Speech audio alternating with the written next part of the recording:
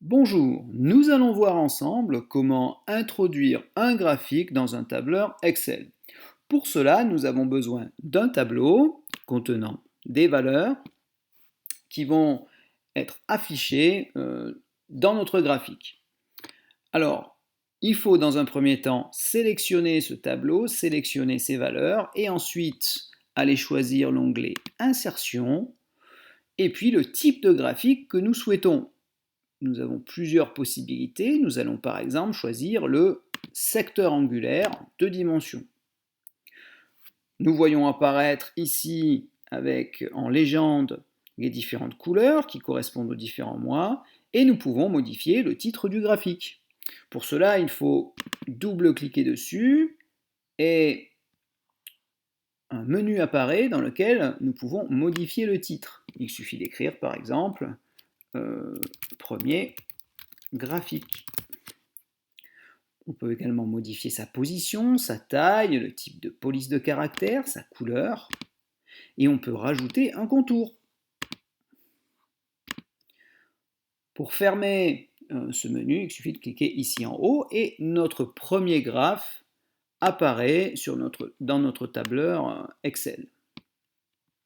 Si l'on souhaite maintenant créer un deuxième type de graphe, il suffit là encore de sélectionner dans un premier temps les cellules concernées, puis d'aller sur l'onglet Insertion, et par exemple, si nous souhaitons créer un histogramme, nous allons choisir le type d'histogramme, et nous voyons apparaître le résultat. Si on effectue un clic droit et qu'on choisit Format, on va avoir de nouveau ce menu qui nous propose de modifier le titre du graphique. Donc on peut écrire second graphique. Et puis également, nous voyons que la série 1, nous pouvons la modifier, notamment nous pouvons modifier son remplissage, c'est-à-dire nous pouvons en changer la couleur.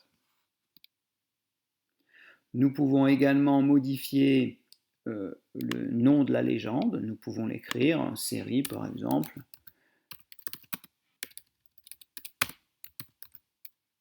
Numéro 1. On voit ici apparaître le résultat. Voilà pour notre second graphique.